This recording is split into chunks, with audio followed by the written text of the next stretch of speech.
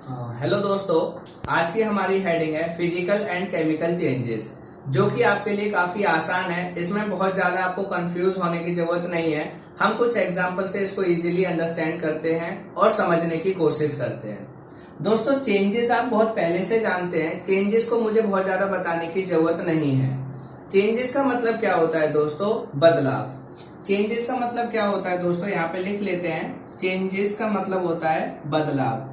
अब बदलाव आपका किसी भी तरीके का हो सकता है। जो चेंजेस हो सकते हैं वो आपका हो सकता है स्टेट में चेंज हो जाए, हो सकता है आपके कलर में चेंज आ जाए, हो सकता है आपके ऑर्डर में चेंज आ जाए, हो सकता है आपका स्टेट हो गया, कलर हो गया, ऑर्डर हो गया, या फिर आप और ज्यादा लिखना चाहें तो इनकी किस में चेंजेस आ सकते हैं आपके?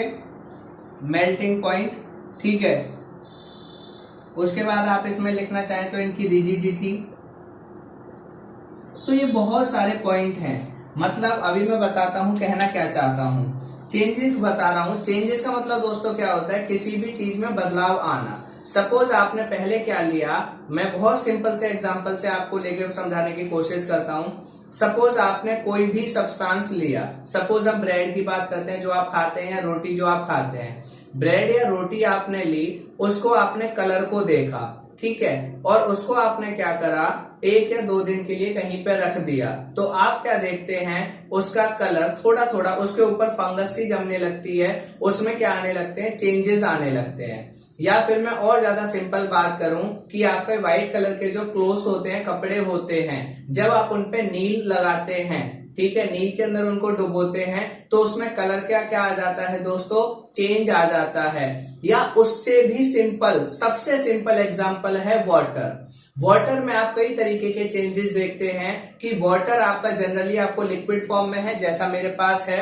ये वाटर है जो आपका लिक्विड फॉर्म में ट्रांसपेरेंट है, क्लियरली दिख रहा है।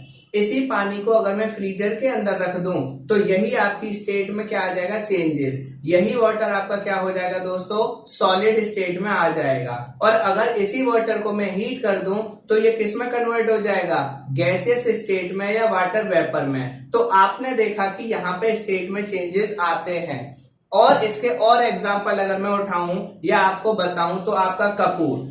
कपूर को जब आप जलाते हैं तो वो शुरू में सॉलिड स्टेट का होता है, बाद में वो वेपर में बदल जाता है। उसके बाद आप बात करें लकड़ी को जलाना, कागज को जलाना, या फिर आप घर में जो पूजा वगैरह करते होंगे तो धूप बत्ती या अगरबत्ती को जलाते होंगे, उसके बाद भी जलाने के बाद उनके स्ट्रक्चर में क्या आ जाते हैं दोस्तों? चेंजेस। तो चेंजेस जरूरी नहीं है कि चेंजेस एक ही तरीके के हों। चेंजेस आपका किसी भी चीज के कलर में भी चेंज हो सकता है, किसी की स्टेट में चेंज हो सकता है, किसी के टेस्ट में चेंज हो सकता है, किसी के आपके शेप और साइज में चेंज हो सकता है। तो चेंजेस किसी भी तरीके के हो सकते हैं। जैसे एक और आपके पास मैंने छोटा सा एग्जांपल लिया है, ये देखिए मेरे पास क्या है दोस्तों, ये कागज है। ये कागज इस समय इस शेप का है। मैं देखो इसको ये टीयर करता हूं तो यहाँ पे कुछ नहीं हुआ, पर क्या बदल गया कि इसका जो पहले शेप या साइज था, अब वो शेप और साइज चेंज हो गया। तो कहने का मतलब क्या हुआ कि चेंजेस आपके दोस्तों किसी भी तरीके के हो सकते हैं। कलर के आपके पास, मेरे पास एग्जांपल है, मैं कलर का एग्जांपल लेता हूं। ये देखिए, ये आपके पास वाटर है जो बिल्कुल ट्रांसपेरेंट। मैंने ये इसमें क्रिस्टल डाला और इसको मैं ये देखिए यहाँ पे, तो आप देख रहे हैं कि इसका कलर लगातार क्या होता जा रहा है? चेंज होता जा रहा है। ये देखिए, ठीक है। तो ये भी क्या हो गया आपका? एक चेंज हो जाएगा। इसी तरीके से अगर आपसे बात की जाए कि आपके पास एक और मेरे पास छोटा सा एग्जांपल है, जो अभी कोरोना के चक्कर में जो पॉसिबल है वही एग्जांपल। ये आपके पास क्या है? सीजर, कैंची। अब मैं इसमें क्या दिखाना चाहता हूं, आपकी बिल्कुल ये नई कैंची है, इसके कलर को आप देखिए, और ये पुरानी कैंची है, इसके कलर को आप देखिए। तो आप देखेंगे कि इस पुरानी कैंची में क्या है दोस्तों? स्पॉट्स हैं। कहीं पे आपको धब्बे धब्बे से दिखाई दे रहे होंगे, बिल्कुल शाइनी सरफेस नहीं है, जबकि इस वाली में बिल्कुल शाइन वाला सरफेस है। तो ये सब भी क्या है? चेंजेस। उसके बाद बात आती है टेस्ट। टेस्ट में जैसे आपका एग्जांपल हुआ दूध। दूध का आपका टेस्ट अलग है, और जबकि दूध से बनी हुई चीज जिसको हम कहते हैं दही या कर्ड, उसका टेस्ट क्या है? अलग। तो देखो आपके चेंजेस, मैं ये बताना चाह रहा हूं कि जब चेंजेस वर्ड आता है तो आप उसको बस लिमिटेड मत करिए। चेंजेस किसी भी तरीके के चेंजेस हो सकते हैं, स्टेट में चेंज हो सकता है, शेप एंड साइज में चेंज हो सकता है, कलर में चेंज हो सकता है, ऑर्डर में चेंज हो सकता है, ठीक है, टेस्ट में चेंज हो सकता है, और आपके जो और कंप्रेसिबिलिटी, उनकी रिजिडिटी, बहुत सारे पॉइंट्स हैं जिनके अंदर आपके चेंजेस आपको दिखाई दे सकते हैं। तो ये तो बात हुई चेंजेस की कि चेंजेस क्या होते हैं, चेंजेस आपको समझ में आ गया। अब हमें क्या पढ़ना है कि फिजिकल चेंजेस क्या होते हैं और केमिकल चेंजेस क्या होते हैं। तो आइए उनको भी मैं आपको समझाने की कोशिश करता हूं। चेंजेस आपको क्लियर हो गए। अब फिजिकल चेंजेस क्या होंगे दोस्तों, तो आप समझिए फिजिकल वर्ड का मतलब क्या होता है। फिजिकल का मतलब होता है दोस्तों, आप इससे पहले थोड़ा सा पढ़ चुके हैं, क्या एक वर्ड पढ़ा था फिजिकल प्रॉपर्टीज। कौन सा वर्ड पढ़ा था दोस्तों, फिजिकल प्रॉपर्टीज। तो होता क्या है कि जब आपकी किसी की फिजिकल प्रॉपर्टीज के अंदर, जनरली आप कह सकते हैं कि जब आपकी किसी भी सब्सटेंस की फिजिकल प्रॉपर्टीज के अंदर चेंज आता है उसको हम फिजिकल चेंज कहते हैं। बट अगर आपको ये सिंपल थोड़ा सा टफ लग रहा हो तो मैं इसको रब करके और इजी समझाने की कोशिश करता हूं। कहने का मतलब कि जो भी सब्सटेंस, जैसे कि अभी हम एग्जांपल को लेंगे और साइंटिफिक में चलेंगे, पहले एक बार अंडरस्टैंड करने की कोशिश करिए इजी तरीके से, ठीक है। फिजिकल चेंज, फिजिकल चेंज का मतलब क्या हुआ दोस्तों, जैसे आपको ये मार्कर जो दिख रहा है, इसके जो जो कैरेक्टर आप इसको देख के जो जो कुछ आप बता सकते हैं इसके बारे में, वो सारे इसके कौन से कैरेक्टर कहे जाएंगे, फिजिकल। जैसे आपसे पूछा जाए इसका कलर क्या है, कलर आप बता सकते हो। उसके बाद पूछा जाए इसकी स्टेट क्या है, वो भी आप बता सकते हो। आपसे पूछा जाए क्या ये कंप्रेसिबल है, इसको दबा सकते हैं, ये भी आप बता सकते हो। क्या ये रिजिड है या नहीं है, ये भी आप बता सकते हैं। तो बहुत सारे पॉइंट जो आप बिना एक्सपेरिमेंट करे किसी के बारे में बता सकते हैं, वो उसकी जनरली फिजिकल प्रॉपर्टीज में आता है। क्लियर। अब क्या कहना है, फिजिकल चेंज क्या होगा। फिजिकल चेंज दोस्तों उसे कहते हैं जब आप क्या करते हैं, इस पे जैसे आप फोर्स लगाओ। मैं इसकी जगह एक एग्जांपल ले लेता हूं, क्या दूसरा, इसका पेन का एग्जांपल ले लेता हूं, क्योंकि उसको मोड़ना थोड़ा मुश्किल है तो मैंने ये ले लिया। तो आप क्या है, ये पेन है, ये भी आपको दिख रहा है, देखो इसका कलर आप इजीली बता सकते हो, इसकी शेप भी आप बता सकते हो, ये रिजिड है या नहीं ये भी आप बता सकते हो, ठीक है। इसमें बहुत सारे जो जो कैरेक्टर आपको दिख रहे हैं आप सारे बता सकते हो। अब मेरा पॉइंट आपसे है एक छोटा सा, देखिए मैं इस पे क्या लगाता हूं, फोर्स लगाता हूं। मैंने इस पे फोर्स लगाई, फोर्स लगाने के बाद क्या ये टूट गया, अभी नहीं, बट अगर और ज्यादा फोर्स लगाऊंगा तो एक पॉइंट आएगा जहां पे ये टूट सकता है ना, यही तो बात होगी। अब दूसरा पॉइंट और समझने की कोशिश कीजिए। मेरे पास ये क्या है, कपड़ा, ये मैंने नॉर्मली पकड़ लिया इस तरीके से, ये बिल्कुल, मैं अब इस पे क्या कर रहा हूं, फोर्स लगा रहा हूं। देखो फोर्स लगाने के बाद ये क्या हुआ, खिंच तो गया, जैसे ही मैंने छोड़ा फिर ये अपनी ओरिजिनल शेप में आ गया, फिर मैंने इसको खींचा, ये खिंच गया, फिर ये अपनी ओरिजिनल शेप में आ गया। तो फिजिकल चेंजेस क्या होते हैं दोस्तों, फिजिकल चेंजेस आपके टेम्पररी चेंजेस होते हैं। अब मैंने टेम्पररी चेंजेस क्यों बोला, मैं आपको एक एक चीज बताता हूं। Physical changes are temporary changes, temporary changes, ये पॉइंट लिख लेना, ये जरूरी है क्योंकि आपको फिजिकल और केमिकल में डिफरेंस पूछा जाता है, तो पहला यही है, physical changes are temporary changes. अब मैं बताता हूं क्यों। टेम्पररी का मतलब क्या होता है दोस्तों, जैसे आपने इस कपड़े को देखा, मैंने इस कपड़े को क्या किया, मैंने इसको खींचा, थोड़े टाइम के लिए जब फोर्स लगाई तब तक इसकी शेप बदल गई, जैसे मैंने फोर्स हटाई ये अपनी जिस स्टेट में था, जैसी शेप में था, वापस उसी शेप में आ गया, ठीक है। इसके बाद अगर आप चाहो तो ये लो, इसको मैंने और ऐसे कर दिया, जैसे ही मैं ये सब हटाऊंगा ये फिर से अपनी ओरिजिनल शेप में आ जाएगा। अब अगर यही कंसेप्ट मैं यहाँ पे आपको समझाऊं पेन के ऊपर कि ये पेन है, पेन पे मैंने फोर्स लगाई, ये देखो ये इतनी फोर्स लगाई यहाँ पे, ये इसकी शेप चेंज हुई, बट जैसे ही मैं फोर्स हटाऊंगा थोड़े टाइम बाद ये अपनी ओरिजिनल शेप में आ जाएगा, थोड़े टाइम बाद ये क्या होगा, अपनी ओरिजिनल शेप के अंदर आ जाएगा। तो इसलिए मैं कहता हूं कि इनको हम क्या कहते हैं, टेम्पररी चेंजेस। आप एक इसमें एग्जांपल है रबर बैंड का, कि आप रबर बैंड को खींचिए, आप रबर बैंड को जब तक खींचेंगे तब तक उसकी शेप अलग दिखाई देगी, जैसे ही आप अपनी फोर्स हटाएंगे रबर बैंड अपनी पहली वाली शेप के अंदर आ जाएगा।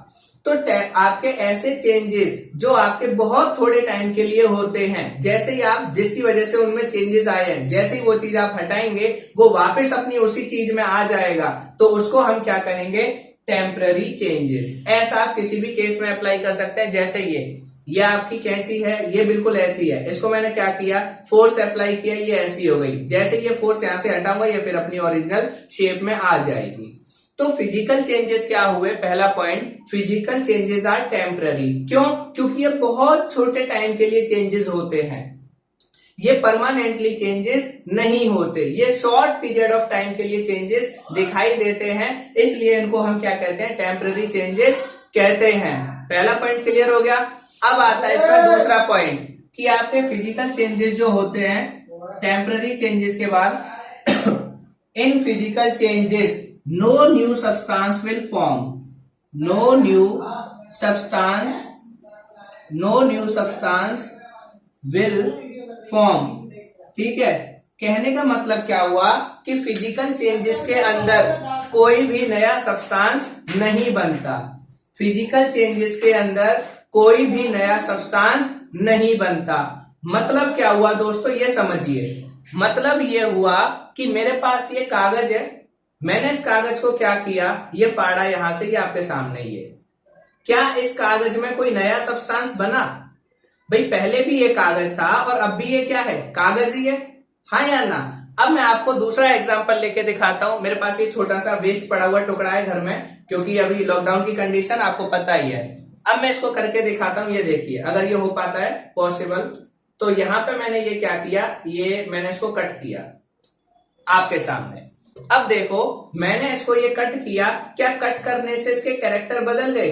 क्या इसका टेस्ट बदल गया होगा, या इसकी शेप बदल गई, या फिर इसके कलर में चेंज आ गया, या फिर कुछ हुआ ऐसा?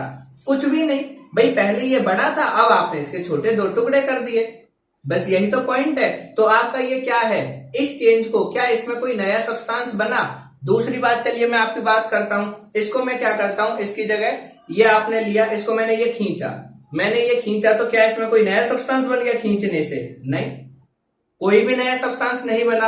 अब आपकी एनसीईआरटी में दे रखा है वाटर वाला, क्या दे रखा है कि आपने पानी लिया, पानी को फ्रीजर में रखा, पानी को आपने फ्रीजर में रखा, वो बर्फ बन गया, बर्फ को आपने बाहर निकाला, फिर से पानी बन गया, पानी को आपने गर्म किया, वो वाटर वेपर या आपका वेपर बन गया या स्टीम में कन्वर्ट हो गया, फिर उसको ठंडा किया, वो आपका लिक्विड में आ गया।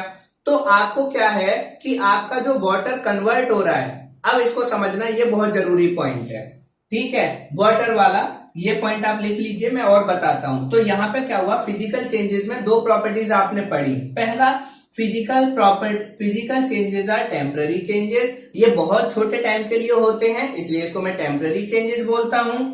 फिजिकल चेंजेस में कोई भी नया सब्सटेंस नहीं बनता सॉरी, फिजिकल चेंजेस में कोई भी नया सब्सटेंस नहीं बनता। आप चाहें तो इसमें भी अप्लाई कर सकते हैं। आपके पास अगर बेकार कोई पेन पड़ा हुआ हो या पेंसिल, आप उसको फोर्स लगा के तोड़ना, आप देखना उसमें क्या चेंज, क्या कोई नया सब्सटेंस बन गया? भाई पहले भी पेंसिल थी, अब भी पेंसिल है, पहले पेन था, अब भी पेन है, कोई भी चेंजेस उसमें नहीं आया। उसके फिजिकल कैरेक्टर में साइज में जरूर चेंज आया है, शेप में जरूर चेंज आया है, बट उसके अभी भी जिन सब्सटेंस से वो मिलके बना है, जो उसके केमिकल कैरेक्टर हैं, वो अभी भी क्या है दोस्तों, एक जैसे हैं, उनमें कोई भी चेंजेस नहीं आया। ये 2 पॉइंट आपने नोट डाउन कर लिए होंगे। तीसरा अभी बताऊंगा, पहले वाटर वाला बता दूं, वाटर वाला बहुत जरूरी है आपके लिए। ठीक है, पॉइंट आप इसमें एक पॉइंट और है, ज्यादा से ज्यादा 2 या 3 लाइन और छोड़ देना, मैं भी बताता हूं, या पॉइंट को समझिए मैं कहना क्या चाहता हूं। ये आपका दोस्तों क्या है, वाटर, ये एक बीकर है, इसमें ये क्या है दोस्तों, वाटर है, ये वाटर मॉलिक्यूल्स हमने ले लिए।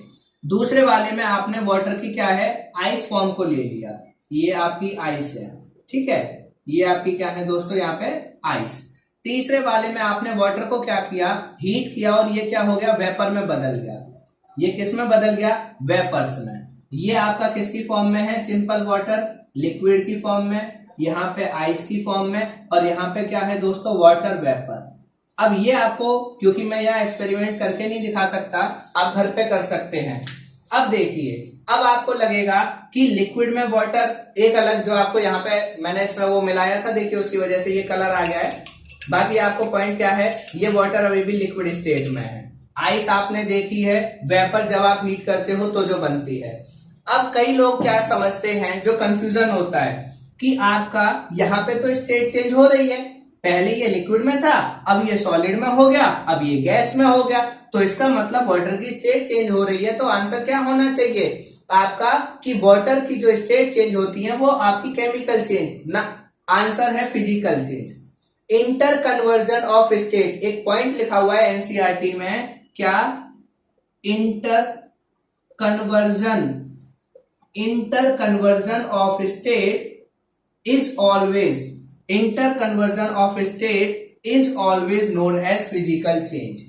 आपकी जो वाटर का अगर क्वेश्चन आए कि वाटर वेपर में बदल गया, जो वाटर है वो आइस में बदल गया, आइस वेपर में बदल गई, वाटर अगर किसी भी स्टेट से किसी भी स्टेट में चेंज हो रहा हो, हमेशा आंसर फिजिकल और फिजिकल चेंज ही होगा। और इसको भी छोड़ के बड़ी बात यह है कि जब भी किसी की इंटर कन्वर्जन ऑफ स्टेट हो रही हो, इंटर कन्वर्जन का मतलब एक स्टेट से दूसरी में, दूसरी से फिर तीसरी में, मतलब एक स्टेट से जिसमें वो जा रहा है वापस अगर दूसरी उसी स्टेट में आ जाए, मतलब लिक्विड से सॉलिड बना, सॉलिड से फिर लिक्विड, लिक्विड से सॉलिड, सॉलिड से फिर लिक्विड, या आपका सॉलिड से वेपर, वेपर से सॉलिड, इस तरीके से अगर हो रहा है, इंटर कन्वर्जन ऑफ स्टेट हो रहा है किसी भी सब्सटेंस का, तो दोस्तों वो भी आपका फिजिकल चेंज में ही आएगा, वो केमिकल चेंज नहीं होगा। अब रीजन समझिए क्यों इंटर कन्वर्जन ऑफ स्टेट या वाटर जब अपनी एक से दूसरी स्टेट में जाता है तो ये फिजिकल चेंज क्यों है, रीजन जानिए। रीजन इसलिए कि यहां पे अगर आप देखेंगे तो इसके जो मॉलिक्यूल का फॉर्मूला है वो वाटर है, यहां पे भी आपका वाटर H2O और यहां पे भी H2O। मतलब मैं क्या कहना चाह रहा हूं, इसकी जो केमिकल प्रॉपर्टीज हैं, इसकी जो केमिकल प्रॉपर्टीज हैं और इसकी केमिकल प्रॉपर्टीज एक जैसी हैं, इनके केमिकल कैरेक्टर के अंदर कोई भी चेंज नहीं आया है। हाँ, फिजिकल कैरेक्टर में चेंज आ गया। फिजिकल कैरेक्टर में क्या चेंज आ गया, इनकी शेप में, भाई इसकी शेप अलग है, इसकी शेप अलग है, इसकी शेप अलग है, तो वो फिजिकल अपीयरेंस में चेंज आया है, इसकी फिजिकल प्रॉपर्टीज में चेंज आया है इंटर कन्वर्जन ऑफ स्टेट होने की वजह से। इसके केमिकल कैरेक्टर या केमिकल प्रॉपर्टीज के अंदर चेंज नहीं आया, इसीलिए मैं इसको फिजिकल चेंज कहूंगा। तो ये क्वेश्चन अच्छे से याद कर लीजिएगा कि inter conversion of states of water, water का एक स्टेट से दूसरी में कन्वर्ट होना हमेशा और हमेशा फिजिकल चेंज होगा। क्यों, क्योंकि इससे फिजिकल कैरेक्टर चेंज होते हैं, केमिकल कैरेक्टर कभी भी चेंज नहीं होते, इसीलिए ये हमेशा और हमेशा क्या होगा, आपका फिजिकल चेंज कहा जाएगा। ठीक है, फिजिकल चेंज में आपने फिर से 2 पॉइंट, पहला कि ये टेम्पररी चेंज होता है, इसमें कोई भी नया सब्सटेंस नहीं बनता। क्लियर हो गया, ये 2 बातें बहुत बहुत ज्यादा जरूरी हैं। जैसे कागज को फाड़ना या काटना, कागज को कट करना या उसको टीयर करना, आंसर फिजिकल चेंज। लकड़ी को काटना, पेड़ से, पेड़ को काट के लकड़ी बनाना, फिजिकल चेंज। इसको आप क्या करते हो, जैसे खींचते हो और ये टूट जाती है, ठीक है, ये आपका यहां से ये टूट जाए, फिजिकल चेंज। क्लियर, कांच गिर के टूट जाए, फिजिकल चेंज। मतलब सिंपल सी बात, जिसमें कोई नई चीज ना बने, कुछ भी करने पर कोई नई चीज ना बने, हमेशा और हमेशा उसको कौन सा चेंज कहा जाएगा, फिजिकल चेंज कहा जाएगा। या तो उसके केमिकल कैरेक्टर चेंज हो जाए या उसमें कोई नई चीज बन जाए, तभी आप कहेंगे कि उसमें क्या होगा, आपका केमिकल चेंज, अदरवाइज हमेशा और हमेशा फिजिकल चेंज। क्लियर हो गया, तो इसका तीसरा पॉइंट और नोट डाउन कर लीजिए, ये पॉइंट ध्यान रखना, ये काफी जरूरी है। ठीक है, अब इसके बाद क्या है, तीसरा पॉइंट फिजिकल चेंज का, एक बार रिपीट कर देता हूं शॉर्ट में बहुत जल्दी। ठीक है, टेम्पररी चेंज क्या होता है आपका, टेम्पररी चेंज होता है बहुत छोटे टाइम के लिए। दूसरा, नो न्यू सब्सटेंस, कोई भी नया सब्सटेंस नहीं बनता, कोई भी नया सब्सटेंस नहीं बनता।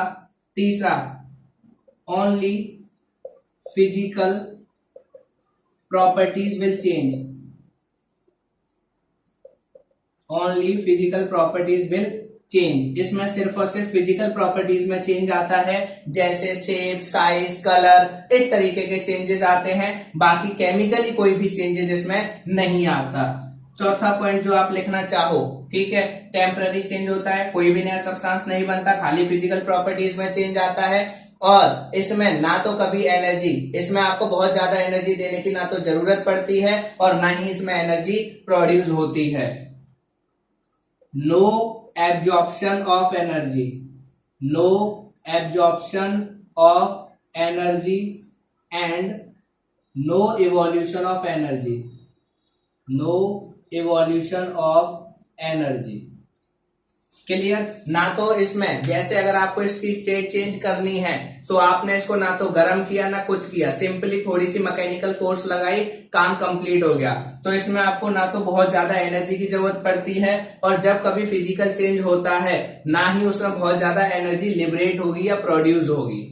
क्लियर? तो ये आपके जनरली 4 पॉइंट है। इसमें एग्जांपल कितने सारे आप लिख सकते हैं, कोई भी, जैसे कागज को फाड़ना या फिर पेड़ को काटना या फिर पेंसिल पे रबर बैंड को खींचना या फिर आपकी ये शर्ट है इसी को अगर आप करें पुल करना, कुछ भी चीज है जिसमें कोई भी नया सब्सटेंस ना बने, बार बार एक ही कंसंट्रेट आपके फॉर्म क्या, जिसमें कोई भी नया सब्सटेंस ना बने, वो सारे चेंजेस आपके कौन से चेंजेस कहे जाते हैं? Physical changes. जैसे आपका आइसक्रीम, आपने आइसक्रीम ली, आइसक्रीम की क्या हुई, आपने फ्रीजर में रखी, सॉलिड हो गई, बाहर निकाली, आपकी मेल्ट होके पिघल गई, बट पहले भी वो आपके जो उसके कैरेक्टर थे, अब मैं केमिकल कैरेक्टर समझाने की कोशिश करता हूं, पहले वो मीठी थी, अब भी क्या है? मीठी है। बस क्या चेंज आया है, पहले वो सॉलिड में थी, अब थोड़ी सी गर्मी की वजह से मेल्ट हो गई, वापस उसको फ्रिज में रखोगे फिर सॉलिड हो जाएगी। तो यहाँ पे भी इंटर कन्वर्जन ऑफ स्टेट हो रहा है, मतलब एक से दूसरी में, दूसरी से पहली में, पहली से दूसरी, दूसरी से फिर पहली।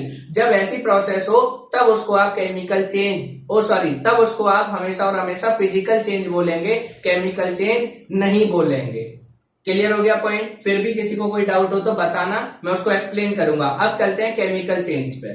ये तो होगी फिजिकल चेंज की पूरी कंडीशन। अब चलिए केमिकल चेंज किसे कहते हैं।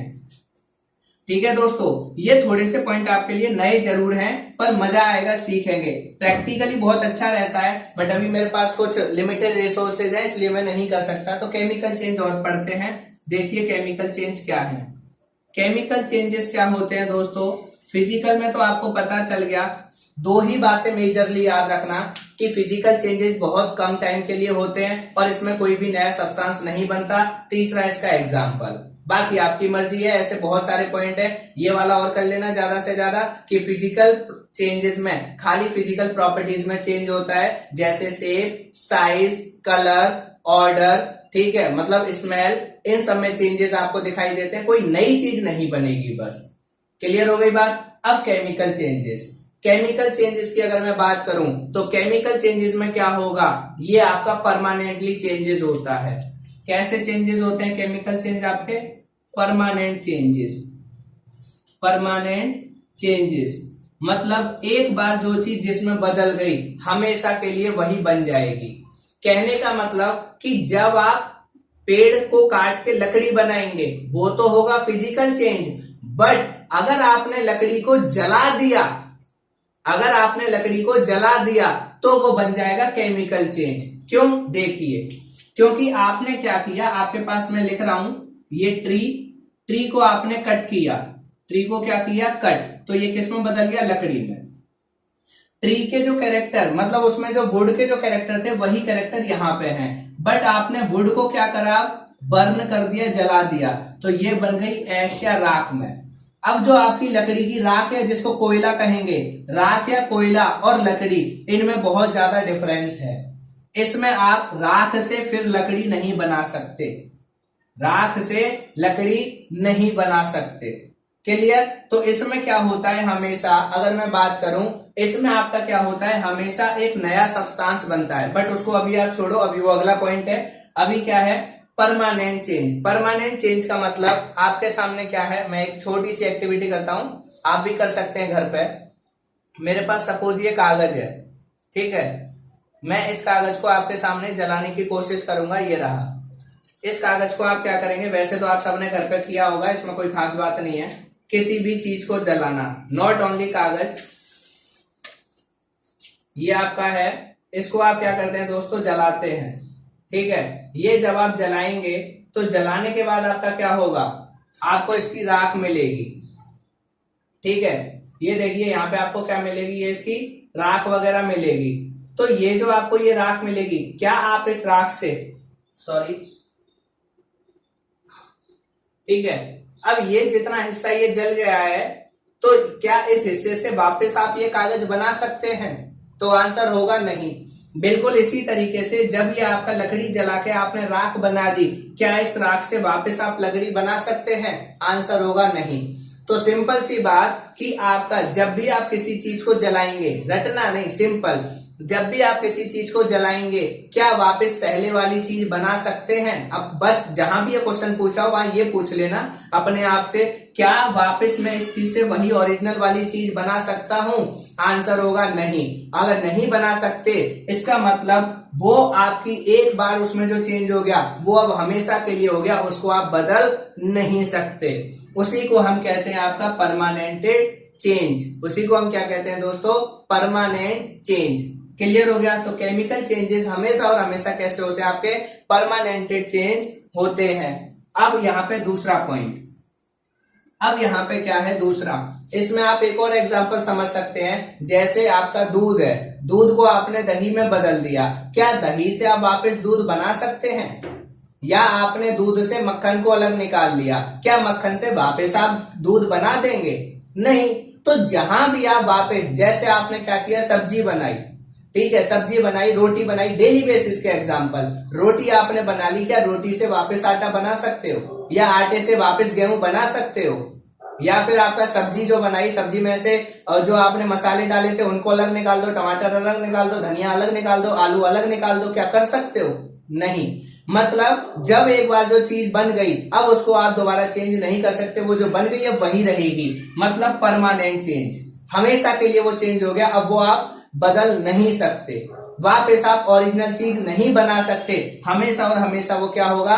केमिकल चेंजेस होंगे। तो केमिकल चेंजेस परमानेंट चेंज होते हैं। दूसरी बात, ये क्या होते हैं? हमेशा, ऑलवेज, या आप ये लिख लीजिए ऑलवेज की जगह new product will form, new product will form. हमेशा और हमेशा आपका कोई ना कोई आपको नया प्रोडक्ट, न्यू प्रोडक्ट या न्यू सब्सटेंस विल फॉर्म, चलो लिख देता हूं, न्यू प्रोडक्ट या न्यू सब्सटेंस विल फॉर्म, कि आपका नया सब्सटेंस कोई ना कोई बनेगा या कोई ना कोई नया प्रोडक्ट आपको बनेगा। जैसे आपने कागज को जलाया, लकड़ी को जलाया, या आप किसको जला रहे हैं? इस मार्कर को जला लीजिए, इस कपड़े को जला लीजिए। किसी भी चीज को जब आप बर्न करेंगे, याद रखिए किसी भी चीज को जलाना हमेशा और हमेशा एग्जाम्पल होगा केमिकल चेंज। कभी भी बर्निंग का क्वेश्चन आ जाए, ऑलवेज केमिकल चेंज पे चले जाना। क्लियर हो गया पॉइंट? दो पॉइंट क्लियर कि वो आपका फिजिकल चेंज टेम्पररी चेंज होते थे, केमिकल चेंज परमानेंट हमेशा के लिए। मैंने आपको बताया कि आप एक बार दही बनाने के बाद दही से आप वापस दूध नहीं बना सकते, मक्खन से आप वापस दही या आपका दूध नहीं बना सकते। क्लियर? तो ये सारी चीजें आपके इसलिए परमानेंटेड चेंजेस हैं। इसमें हमेशा कोई ना कोई नया सब्सटेंस मिलेगा। आपने लिया था दूध, बन गया दही। आपने लिया था दूध, बन गया आपका मक्खन। ठीक है, आपने लिया था आलू टमाटर प्याज, बन गई आपकी सब्जी। आपने लिया था आटा, बन गई आपकी रोटी। हमेशा कोई ना कोई नया सब्सटेंस आपको बन के मिलेगा ही मिलेगा। तो उसको आप हमेशा क्या कहेंगे? केमिकल चेंज कहेंगे। एक पॉइंट जो मेरा वहां छूट गया था मैं अभी बता देता हूं, कोई प्रॉब्लम नहीं है, छूटा नहीं है, मतलब एडिशनल है, एडिशनल है आपके लिए। इसमें क्या है? परमानेंट चेंज होता है, नया सब्सटेंस बनता है, chemical properties will change, chemical properties, chemical properties will change. ये छोटे छोटे पॉइंट आपके लिए काफी हेल्पफुल है। इसमें क्या होता है? आपका केमिकल प्रॉपर्टीज चेंज होती हैं। केमिकल प्रॉपर्टीज मतलब उसके केमिकल कैरेक्टर ही चेंज हो जाते हैं। दूध का कैरेक्टर कुछ और है, दही का कैरेक्टर कुछ और है, मक्खन का कैरेक्टर कुछ और है। इसी तरीके से अंगूर, अंगूर का कैरेक्टर कुछ और है और शराब का कैरेक्टर कुछ और है। ज्वार, उसका कैरेक्टर कुछ और है और जो वाइन बनेगी उसका कैरेक्टर कुछ और है। तो आपके उनके कैरेक्टर भी चेंज हो गए। पहले वो किसी और पर्पस के लिए इस्तेमाल होती थी, अब किसी और काम के लिए इस्तेमाल होगी, क्योंकि उसके कैरेक्टर पहले जैसे नहीं रहे। तो ये पॉइंट यहां से क्लियर हो गए। इसमें फोर्थ पॉइंट और लिखिए। ठीक है, तीसरा पॉइंट ये हो गया, फोर्थ पॉइंट और लिखिए। इसमें फोर्थ पॉइंट क्या है जो वहां भी आपको लिखना है, मैं भूल गया था, ठीक है, या मतलब अब आया है याद, तो यहाँ पे फोर्थ पॉइंट क्या है, chemical changes are irreversible in nature. Chemical changes irreversible होते हैं। अब इरिवर्सिबल का मतलब क्या होता है ये समझ लीजिए एक बार। इरिवर्सिबल का मतलब होता है कि जैसे आप जो आपने लकड़ी जलाई है उस जली हुई लकड़ी से वापस आप लकड़ी नहीं बना सकते। कागज को जला दिया, राख से वापस कागज नहीं बना सकते। ऐसी प्रोसेस को इरिवर्सिबल कहते हैं। जो मतलब जो पहले जो चीजें थी वापस हम उनको वही चीज नहीं बना सकते, उनको कहते हैं इरिवर्सिबल। और जो फिजिकल चेंजेस होते हैं वो आपके कैसे होते हैं, रिवर्सिबल। उसमें ये IR हटा देना, उसमें लिख लेना रिवर्सिबल, तो आपका एक और पॉइंट बन जाएगा उसमें। क्लियर हो गया। तो ये आपके केमिकल चेंजेस कैसे होते हैं, इरिवर्सिबल। एक बार हो गए तो हो गए, आप इनको नहीं बदल सकते। हाँ, कुछ केसेस में ये रिवर्सिबल होते हैं बट वो आपके लेवल पे नहीं है, होते हैं बट आपके लेवल पे नहीं है, आपको इरिवर्सिबल ही याद रखना है। पांचवा पॉइंट क्या होता है, एनर्जी की रिक्वायरमेंट होती है, required energy and release energy. ठीक है, एनर्जी की जरूरत भी होती है और जब प्रोडक्ट बन जाता है, release energy when product will form. जब आपका प्रोडक्ट बन जाता है उसके बाद इसमें से एनर्जी भी रिलीज होती है। जैसे आपने लकड़ी को जलाया तो उसमें आपको हीट वगैरह मिलेगी या कुछ और चीजें। तो ये आपके जनरली पॉइंट्स थे फिजिकल और केमिकल चेंज से रिलेटेड। हाँ, इसमें अगर आपको कोई डाउट हो, कोई क्वेरी तो पूछिएगा। एक एग्जांपल लिखिए जो बहुत जरूरी है, जो हमेशा पूछा जाता है। बर्निंग ऑफ कैंडल, मोमबत्ती का जलना कौन सा चेंजेस है? Burning of candle physical change है या केमिकल चेंज है? तो बर्निंग ऑफ कैंडल में याद रख लीजिए, ये एग्जांपल कंपटीशन में और गवर्नमेंट जॉब में बहुत पूछा जाता है। बर्निंग ऑफ कैंडल कि मोमबत्ती का जलना कौन सा एग्जांपल है? Answer physical and chemical both. Physical and chemical both. ये आपका फिजिकल चेंज भी होता है और केमिकल चेंज भी होता है, दोनों काम होते हैं। क्योंकि इसमें जो आपकी वैक्स होती है, जो आपकी इसमें मोम होता है, वो गर्म होने की वजह से पिघल के क्या बन जाता है, मोम। फिर मोम को गर्म करिए, वो फिर पिघलेगा, फिर जमा हो जाएगा, तो वो आपका क्या हो गया, फिजिकल चेंज। केमिकल, वो जो धागा होता है, धागा एक बार जलने के बाद दोबारा वो धागा नहीं बन सकता, तो इसमें वैक्स का पिघलना क्या हो गया, फिजिकल चेंज। और आपका धागे का जल जाना क्या हो गया, केमिकल चेंज। इसलिए बर्निंग ऑफ कैंडल आपका हमेशा और हमेशा किसके अंदर आता है, आपका फिजिकल और केमिकल दोनों चेंजेस के अंदर। ये आपसे टीचर पूछते हैं। मैं रिपीट कर रहा हूं, वाटर, जब भी वाटर की स्टेट चेंज हो या किसी की भी एक से स्टेट दूसरे में, दूसरे से फिर पहले में, पहले से दूसरे में, अगर ऐसा किसी के साथ हो रहा है या वाटर की कोई भी स्टेट है, हमेशा फिजिकल चेंज। और जहां भी किसी चीज को जलाया जाएगा, केमिकल चेंज। और जब आपका क्या होगा मोमबत्ती को जलाना, फिजिकल और केमिकल दोनों चेंजेस। ये कुछ पॉइंट है, कोर की पॉइंट्स या जिनको की पॉइंट्स आप कह सकते हैं। ये चीजें हैं जो आपके लिए बहुत जरूरी हैं। आपका कोई क्वेश्चन हो, कोई क्वेरी हो तो कमेंट सेक्शन में डालिएगा। अगर आपको वीडियो अच्छी लगी हो तो लाइक कीजिएगा, शेयर कीजिएगा और चैनल को सब्सक्राइब करना ना भूलें। Thank you.